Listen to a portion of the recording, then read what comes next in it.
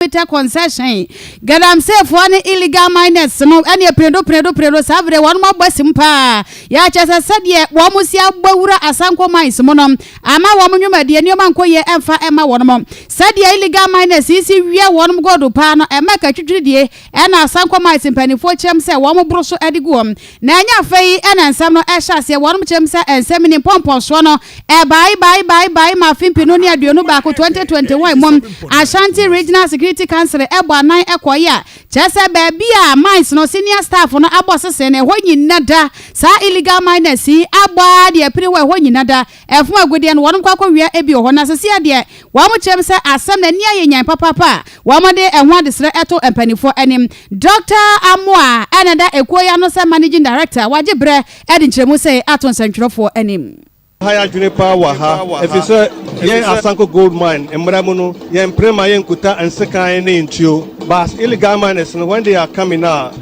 atrocities and they come with machetes in sekan ne enema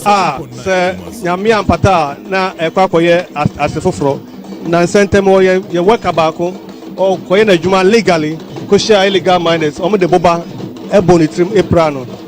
Challenges are very huge, both from the security point, safety point, and of course the illegality. Bata Jumadina Omodino. Omo Nyeno Equire Ebema Obibronibekas very safe. Once Omu Sika Agudiano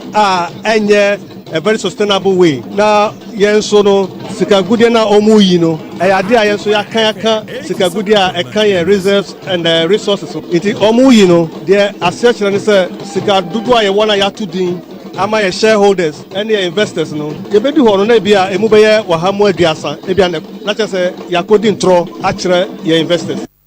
Dr. Charles Amoa, I am managing director. Ya wada Asanko Mines ano sa de illegal miners ni gadam safe no edi wo money pa chai prefa no nyase meswa wade mo nkyeremom eton santwerofo enim na adwuma kwe won maboa pa ema potem a wom tofu magode no wom kyekere ekonkan nanu ya won makopeja ya sabia nye kumade esi bontefuo ya chesa wodi sinsane ne sika no 1.7 million dollars America bunabuno no eno ne ka won mabro so pa ade agu eno nam so ema won matimi apeja ayasabia ade esi wom na ayasabia wura mo pa de award no eye mako enai theater eka hom afa emergency room ne consulting rooms nyina eka ho achese sa ayasabia yi enam asante hene so na ase tutu ababi otoso mieno na de sra so enenam a abusuakuo yi na ase dwumakuo so womade osia ye oyo ende ya de fefei won mapeja ade esi wano nti asante hene de ase de mu ode pa ema won sampa na no da wade nsemi to omanim na won maye ntentem na won madi won boshe so na wo wie no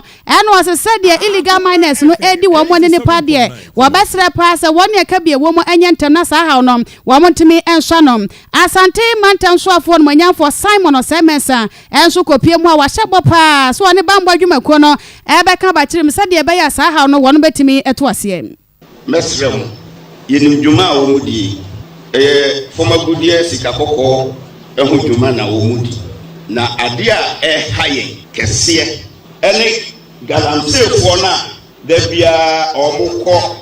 sa gold mining companies concession no enipa na tua sika billions of dollars ene odi abaje concession ene oye adwuma ye nyina benya so emfaso na enipa kakra bi ye die no omupese adwuma no